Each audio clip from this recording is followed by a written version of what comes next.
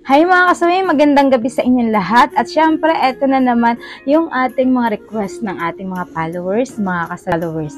Ma'am, ask ko lang po, bakit masarap kainin yung PEK na walang bulbol kaysa merong bulbol? Ayan, kasawi yung ating request ng isa sa ating masugid na followers. Natawa ako dun na mga kasawi. Kung mga sender taga natin, hindi ko alam kung ano na lang yung mga kung nagre-request talaga nila. Pero syempre, pagbibigyan naman natin, minsan talaga may pagbibigyan naman natin yung mga kahilingan nila. Pero yung iba talaga, hindi yung malaman kung gusto ba talaga nila ito or gusto lang talaga nilang itapik para may katatawanan or meron silang masasabi na experience. Ayan mga kasawi. Syempre mga kasawi, for me para sa akin lang, ito, suggestion ko ito. Bakit nga ba mas masarap na kainin ang isang, ayan, PEK ng isang babae kapag walang balbas o wala? Dito muna tayo sa walang balbas mga kasawi. Syempre para sa akin, mas maganda na kinakain ang isang mani ng isang babae kapag walang balbas mga kasawi. Bakit?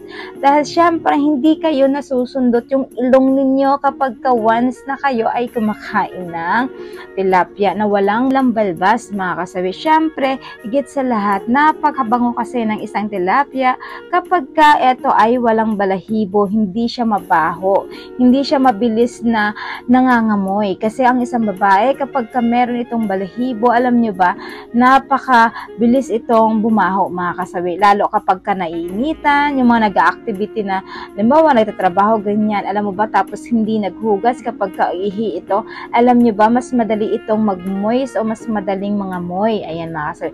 Siyempre, mga kalalakihan din naman talaga na type nila yung mga babae na wala itong balbas kapag kumakain ng kanilang mani. Kasi nga, para sa kanila is malinis yung kanilang kinakain. Para tuloy-tuloy yung flow. Walang sumasabit sa ngipin, wala ring sumasabit sa ilong na sumusundot.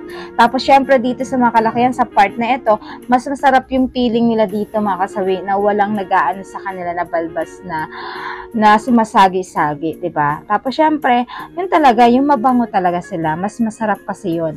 Pero kapag merong kasing balbas, mga kasawi, alam mo yun yung paano tatagal yung isang lalaki kapag merong balbas ang isang babae? Syempre, 'di ba? Kakain siya ng mani tapos may balbas siya mga kasawi. 'Di ba? Susundot-sundot 'yun sa ilong.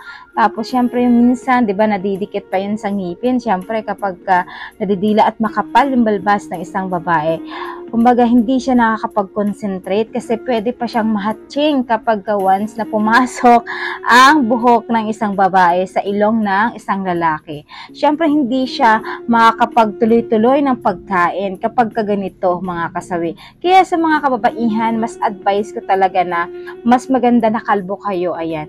Kung wala man kayong pampawax, pwede nyo i-shave yan. Pero syempre, dubli ingat lang para naman mas safe ang inyong mga mani, mga kasawi.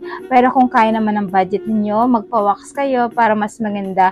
Alam niyo ba, napakasarap nito dahil wala nang mangangamoy dyan sa inyong mga mani.